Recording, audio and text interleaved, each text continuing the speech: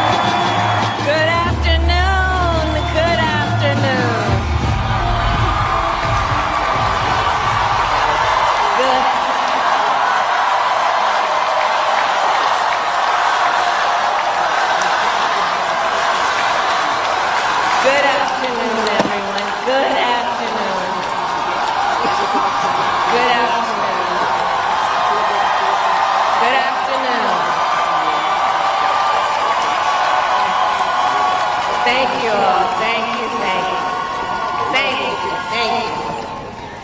So let me say, and I love you back. And I love you back. So let me say, my heart is full today.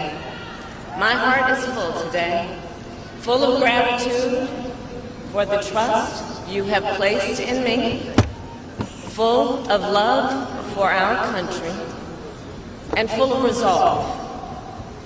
The outcome of this election is not what we wanted, not what we fought for, not what we voted for, but hear me when I say, the light of America's promise will always burn bright. As long as we never give up, and as long as we keep fighting.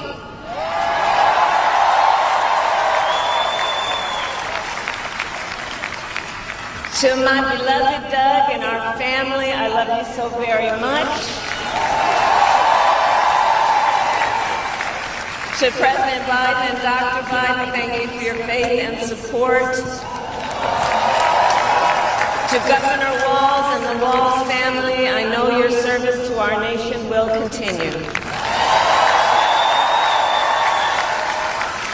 And to my extraordinary team, to the volunteers who gave so much of themselves, to the poll workers and the local election officials, I thank you all. Look, I am so proud of the race we ran, and the way we ran it, Over the 107 days of this campaign, we have been intentional about building community and building coalitions, bringing people together from every walk of life and background, united by love of country with enthusiasm and joy in our fight for America's future. And we did it with the knowledge that we all have so much more in common than what separates us. Now I know folks are feeling and experiencing a range of emotions right now. I get it. But we must accept the results of this election. Earlier today, I spoke with President-elect Trump and congratulated him on his victory. I also told him that we will help him and his team with their transition, and that we will engage in a peaceful transfer of power.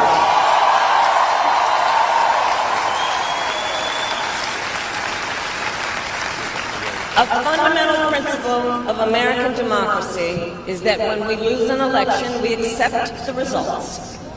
That principle, as much as any other, distinguishes democracy from monarchy or tyranny.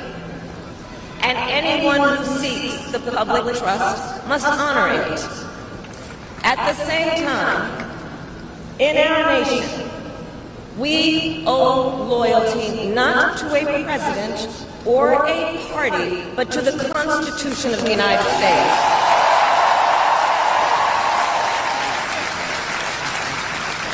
And loyalty to our conscience and to our God. My allegiance to all three is why I am here to say, while I concede this election, I do not concede the fight that fueled this campaign.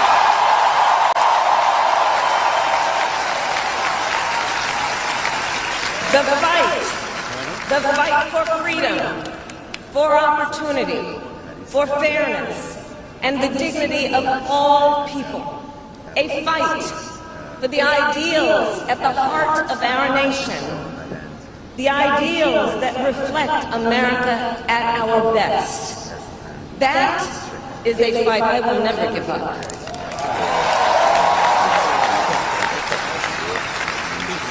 I will never give up the fight for a future where Americans can pursue their dreams, ambitions, and aspirations. Where the women of America have the freedom to make decisions about their own body and not have their government telling them what to do. We will never give up the fight to protect our schools and our streets from gun violence. And America, we will never give up the fight for our democracy, for the rule of law, for equal justice, and for the sacred idea that every one of us, no matter who we are or where we start out, has certain fundamental rights and freedoms that must be respected and upheld.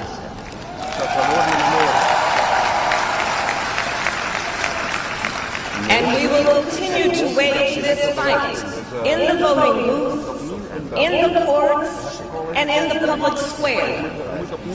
And we will also wage it in quieter ways, in how we live our lives, by treating one another with kindness and respect, by looking in the face of a stranger and seeing a neighbor, by always using our strength to lift people up, to fight for the dignity that all people deserve. The fight for our freedom will take hard work, but like I always say, we like hard work. Hard work is good work. Hard work can be joyful work. And the fight for our country is always worth it. It is always worth it.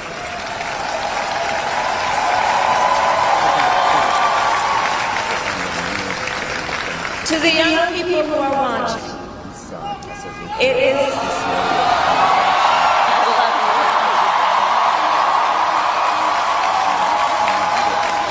To the young people who are watching, it is okay to feel sad and disappointed. But please know it's going to be okay. On the campaign, I would often say, when we fight, we win. But here's the thing. Sometimes the fight takes a while. That doesn't mean we won't win. That doesn't mean we won't win. The important thing is don't ever give up. Don't ever give up. Don't ever stop trying to make the world a better place. You have power. You have power. And don't you ever listen when anyone tells you something is impossible because it has never been done before.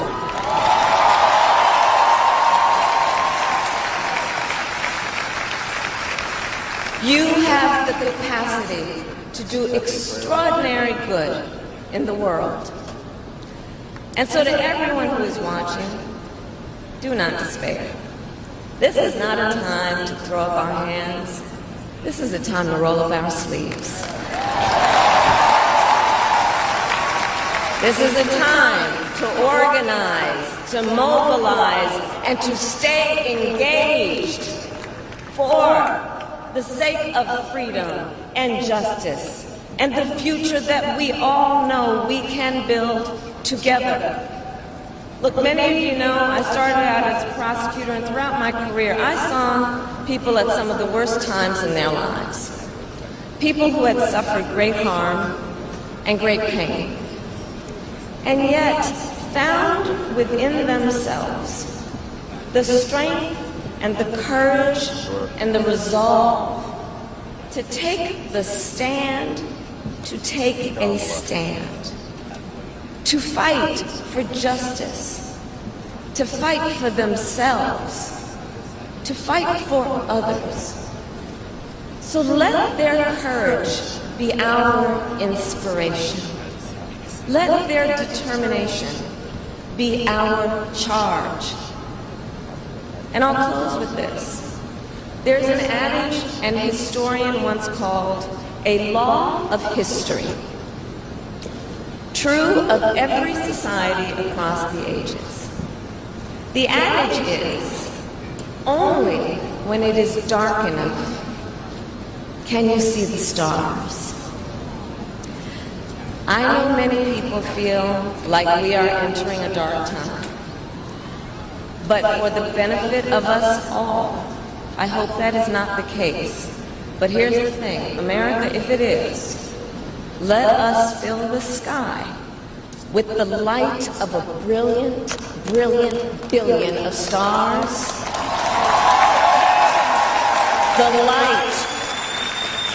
The light of optimism, of faith, of truth, and service.